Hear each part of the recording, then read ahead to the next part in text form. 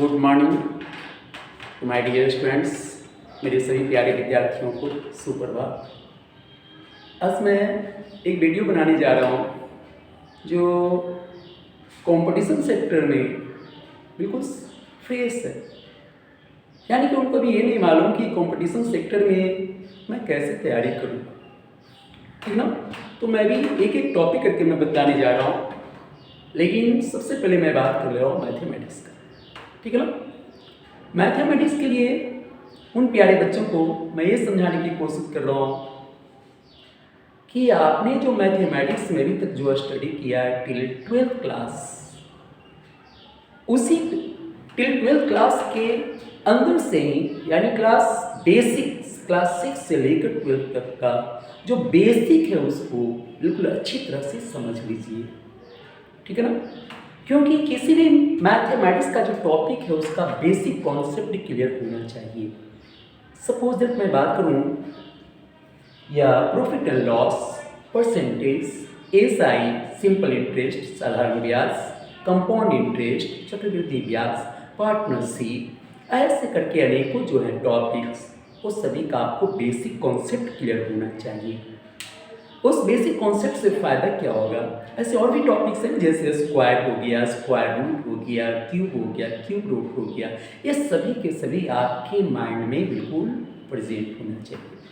Basic concept के अंतर्गत आपका मल्टीप्लिकेशन, डिवीजन, एलसीएम, एचसीएफ, ये सभी आते हैं, ठीक ना।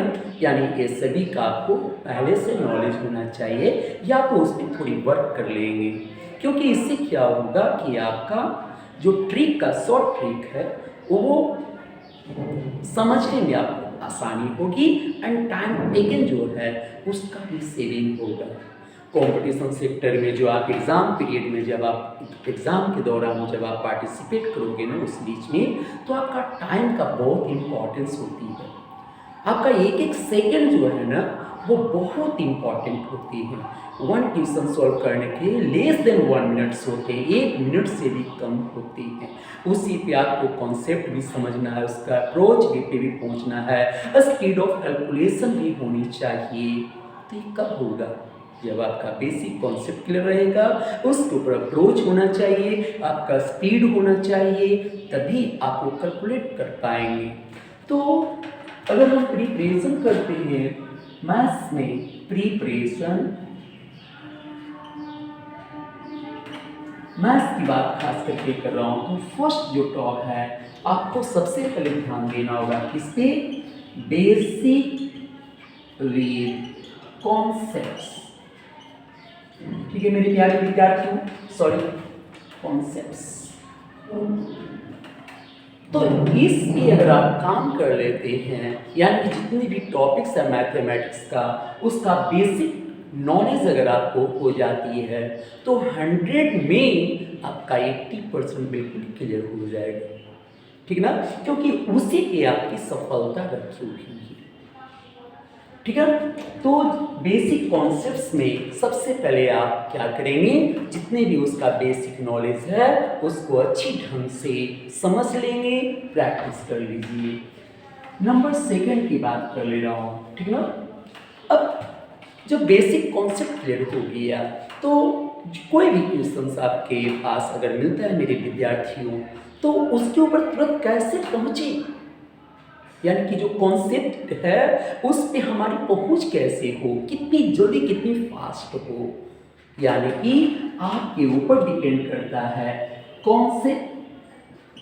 कॉन्सेप्चुअली अप्रोच, ठीक है ना मेरे प्यारे विद्यार्थियों। यानी कि बेसिक क्लियर है तो आपकी अप्रोच पे भी डिपेंड करते हैं कि वो क्वेश्चन जो आप सोल्व करने जा रहे हो कितनी जल्दी, कितनी फास्ट आपका वहाँ पे माइंड पहुँच जाती है, अप्रोच हो जाती है। अब मैं बात करता हूँ कि कभी कभी क्या होता है, खास करके अरिथमेटिक्स का जो क्वेश्चंस होते हैं, प्रश्न होते हैं, उसमें लैंग्वेज का बहुत ही बड़ा रोल होता है, ठीक है ना। तो लैंग्वेज पे भी कमांड होना जरूरी है। मान लीजिए प्रॉफिट एंड लॉस हुआ, डिस्काउंट हुआ, परसेंटेज हुआ, या पार्टनरशिप हो गया, या साधारण ब्याज हो गया, चक्रवृद्धि ब्याज हो गया, ये सभी के सभी जो आपका लैंग्वेज में जो रहता है उसका उसके ऊपर भी बहुत ज़्यादा ध्यान देने की जरूरत है। यानी कि अगर आपको लैंग्वेज के ऊपर भी कमांड है तो उसके ऊपर पहुंचा अंडरस्टैंडिंग ऑफ लैंग्वेज, यानी मैथमेटिक्स में खास करके मैथमेटिक्स की बात करो, लैंग्वेज उसमें लैंग्वेज का बहुत ही इंपॉर्टेंट रोल है बाबू। नेक्स्ट नंबर हम बात कर रहे हैं क्या, जब लैंग्वेज समझ में आ गई तो स्पीड ऑफ कैलकुलेशन, क्या मैं बात कर रहा हूँ, स्पीड ऑफ कैलकुलेशन।